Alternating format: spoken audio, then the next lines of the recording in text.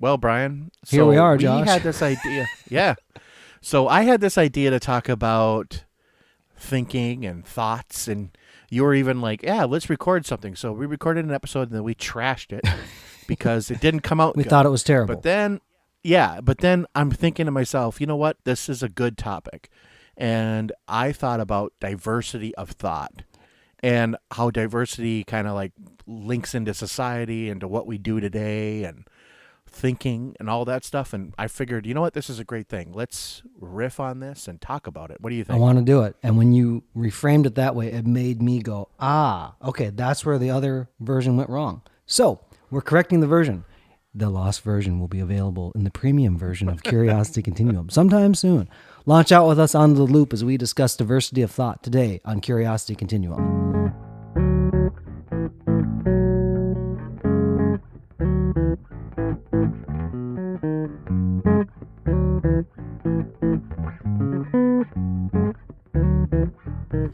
Hey, everybody, this is Josh. And this is Brian. Welcome to Curiosity Continuum. We are a podcast and movement started by two lifelong friends whose mission is to guide you through a changing world by helping you level up your contextual awareness, sharpen your collaboration skills, and also problem-solving skills.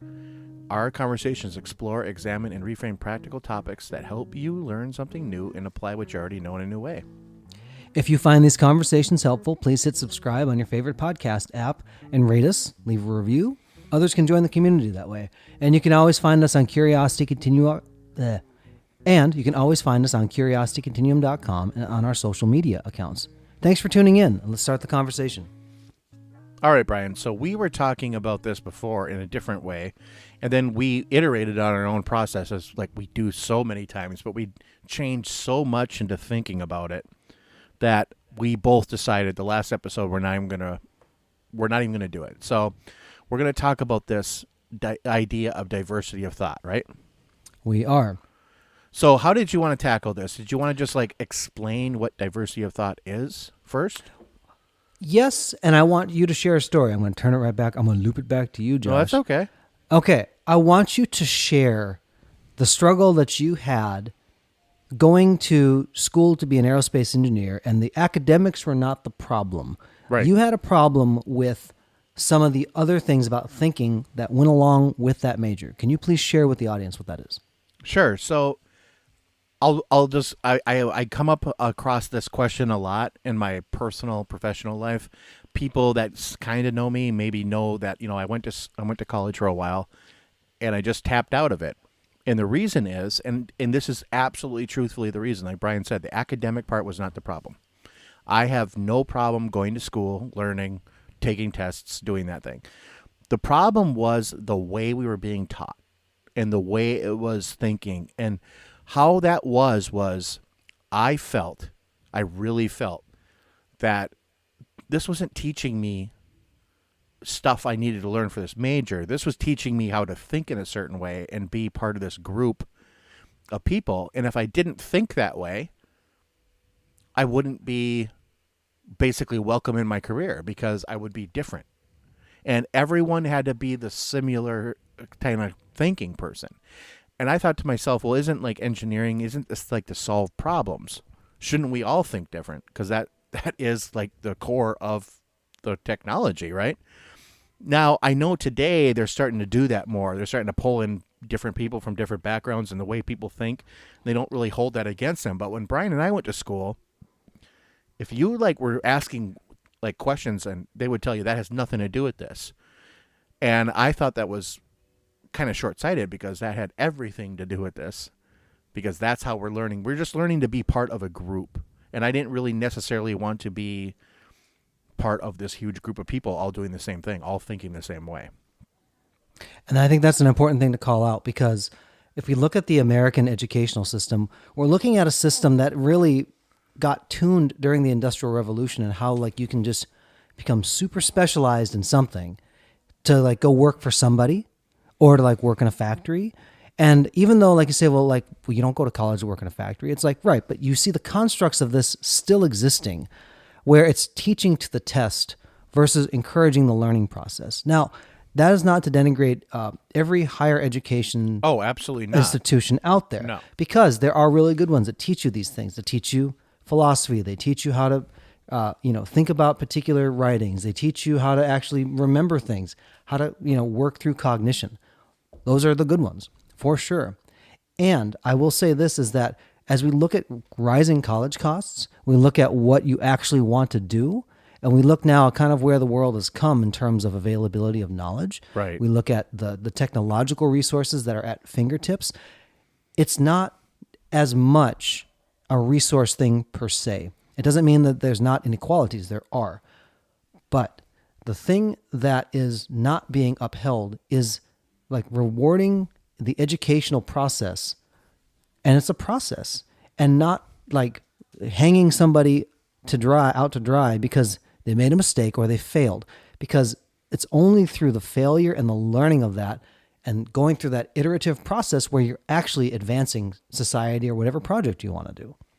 Yeah. So like how Brian says it. So let's fast forward to now, like right now today. So when I had these thoughts about my major I was going for, my school I was going for, that was in the late 90s, early 2000s, so kind of date us a little bit, but that was not a popular thinking. And I had a tough go of it because, I mean, thankfully I had parents that allowed me to stay at home and supported my decisions that I made, especially when I told my parents I wasn't going back to college right away.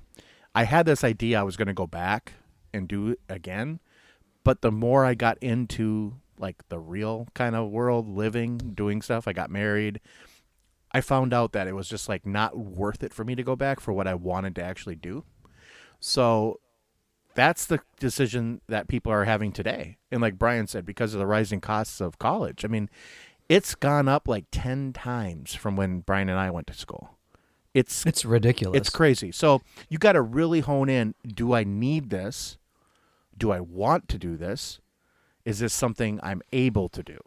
Because a lot of people think about, I always hear this, like their parents like, we can't afford college. I'm like, look, if you don't want to afford college or can't, that's a different thing. But remember that you can borrow your way through college. You just can't borrow your way through retirement. So don't kill yourself doing it. If you can do it, if you can help, go ahead. But your child probably will and is able to go to some type of higher education after high school if they wanted to, for sure. I mean, they might not go to their dream school, their Ivy League school or whatever, but it's out there, right, Brian? And yeah, and you don't have to I didn't go to an Ivy League college and therefore it's not the thing. Right. It's complete BS. Let's talk about this. There's a fancy term that you may not have ever heard. It is a real term, and when somebody uses it on me, I'm like, that's a real term. It's like, yeah. It's called metacognition, and it's a fancy learning science term that is thinking about thinking. Right. It sounds like we sound like Neil deGrasse Tyson, like we're thinking about thinking, and it sounds way out there, but it's actually not. What it really is your exercise that usually develops in middle school and high school, where like you start to understand strategies of how to learn or how to apply something, and this kind of starts to come in where you can evaluate those things, and right. this is how I can understand the world of the problem, like the tools that are available to me, and then using a variety of tools to be able to go solve that. Now, what happens a lot of times these days is because like the internet wants to show you what you want to see versus like what you should actually know. And what it does is says like, well, here's the way you do it. And it's giving you like the answer, but it's never given you the walkthrough of the process. See, human beings didn't automatically start learning different because Google came on the scene. Like all the people going like, man, why has this got to be so difficult to find an answer? Well, they created Google to be able to go find this stuff. Right. But they actually had the process of how that actually works in place before they did.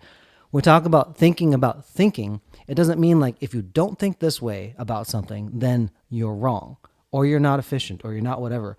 And good innovation doesn't come just by doing that. It becomes because you've now backed up to say, what do I do with this? Right. So like we'll take scientific method, for example, right? There's a method and I like the method. I think it's a good method, but the results of that don't actually give you the most meaningful things. The scientist has to back up to go, now what do I do with this? Well, now they're thinking about thinking, right? Right. I got information and what do I do with the information? Yeah, it's interpreting data is what it is. Yeah. From various input. Having data by itself is not useful. No, you need to interpret that in some way. Yeah. And So so when you I think that's what we're talking about, right, Brian? we are. So look, going back to the college thing now, loop it back. You have to ask yourself the question, what's the construct by which I want to do my life in? Now it sounds like, what do you mean by that, Brian? It really means like, have you assumed that when you get out of college, you're just going to go to work for somebody and the company's going to look like this and that's where you're going to find fulfillment? Or you should do this? There's Right. many ways that you could do your life that may not match the should of what you've been told up to that point. And they might be non-traditional. And we're coming up to a real, I think, an inflection point in society, especially because we've just gone through this and we're still going through it, but we're on the back end of it, this global pandemic that everyone in the world has a shared experience, right? So everyone has changed so much in the last 12 months. We've changed the way we learn. We've changed the way we value certain jobs and positions and things like that. From before to now, it's I think we basically crunched down 100 years of social things in like a year. Yeah. Because if we would have just kept going the way we are, because like we've talked about before, people don't change on a whim. 9 times out of 10, they're forced to do it because people love the routine. We love knowing what's coming next. We love just existing in that world. It actually is hard to like bust out of that.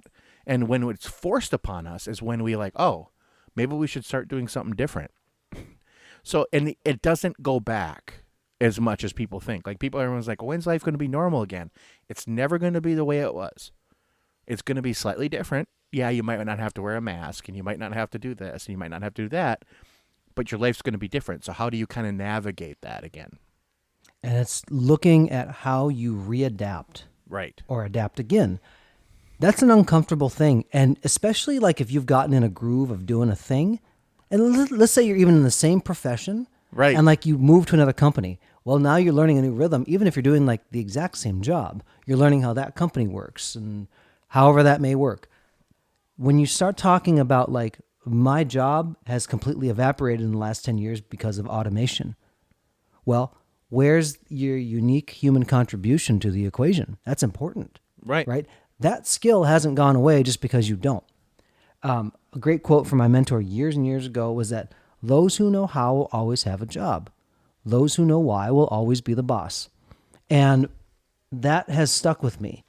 And everybody's like, yeah, you get your own boss and you just go do the thing and whatever like that. That's not not what this really I'm talking about. What I'm talking about is that if you know why, The process. the one to understand the process or to build the process, then you will be the leader in that. Right.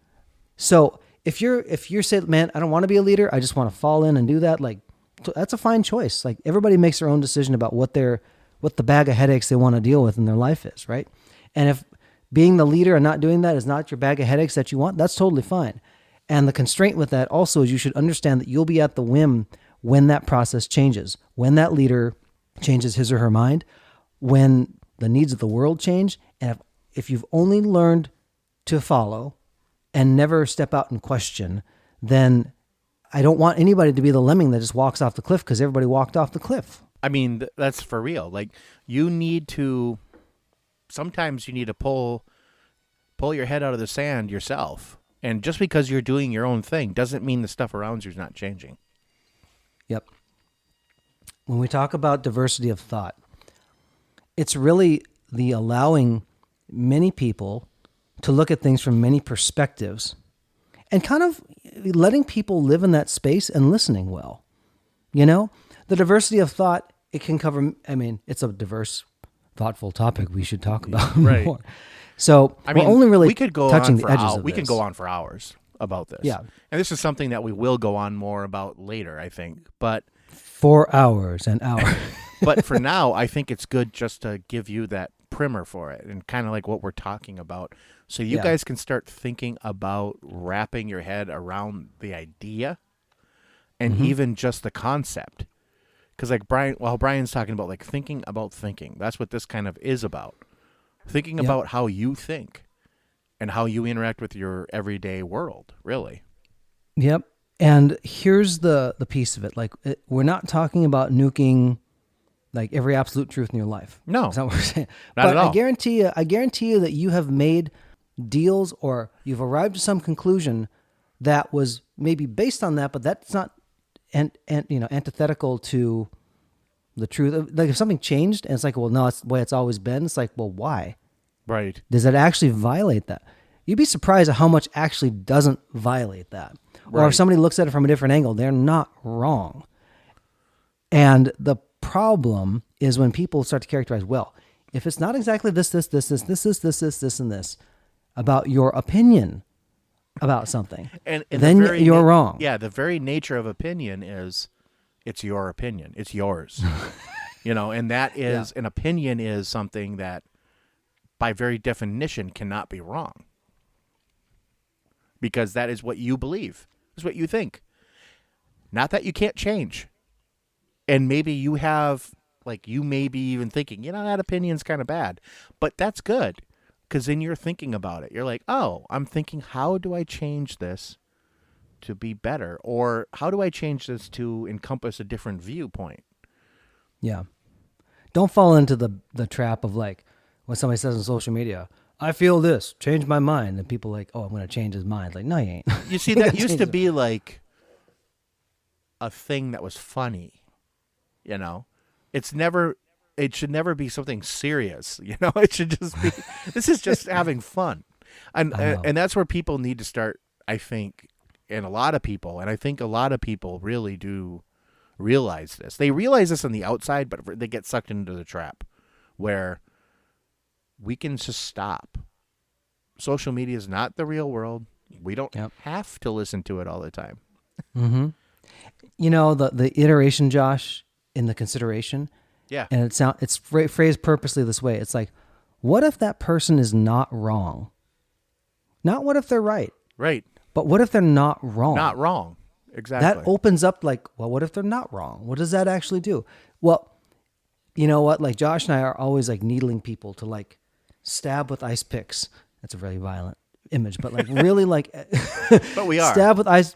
And the complacency of where you've just settled into patterns. Like, because when you do that type of thing, the mind gets old and it gets crystalline and it's like, there's no change. And there's atrophy that happens. Yep. And so part of this process is giving everyone who listens, and everyone really, just a little bit of mind flex, kind of like a mind nugget for you to kind of start thinking a little differently. We're going to make a t-shirt called Mind Flex and it'll come soon.